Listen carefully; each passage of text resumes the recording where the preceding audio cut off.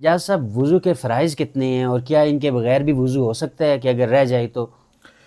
دیکھیں جی، فرض سب سے اہم چیز ہے، کوئی بھی کام ہے، عبادت ہے، وہ اس کے اندر جو چیزیں فرائض ہیں ان کے بغیر وہ مکمل نہیں ہوتی، نامکمل ہوتی ہے اور وہ قابل قبول نہیں ہوتی۔ نماز کی صحت کے لیے وضو کا صحیح ہونا شرط ہے،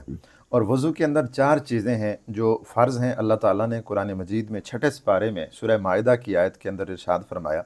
یا ایھا الذین آمنوا اذا قمتم الی الصلاۃ فاغسلوا وجوہکم وایدیکم الی المرافق وامسحوا برؤوسکم وارجلکم الی الکعبین، کہ ایمان والو جب تم نماز کے لیے اٹھتے ہو تو سب سے پہلے وضو کر لیا کرو۔ پھر وضو کے 4 فرائض بھی اللہ تعالیٰ نے بیان فرمائے کہ چہرہ دھونا ہے اس میں،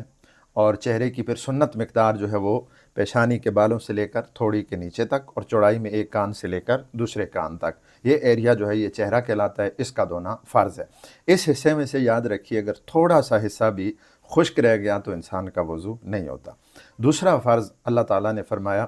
کہ پھر ہاتھوں کو دھونا، ہاتھوں کو انگلیوں کے پوروں سے لے کر کونی کے پیچھے تک، یہاں تک جو ہے وہ ہاتھوں کا دھونا فرض ہے۔ اس میں بھی وہی بات ہے کہ اگر کوئی ایک حصہ بال برابر بھی خشک رہ گیا تو وضو نامکمل ہو جائے گا۔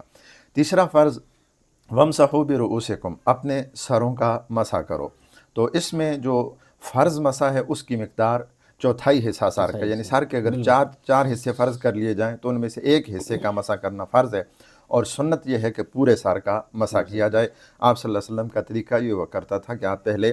اوپر سے جو ہے وہ پیچھے کی طرف اپنے ہاتھوں کو لے کے جایا کرتے اور پھر پیچھے سے آگے کی طرف اس طرح لے کے آیا کرتے تھے، اور اس طرح آپ علیہ السلام مسح فرمایا کرتے تھے۔ چوتھا فرض جو ہے وہ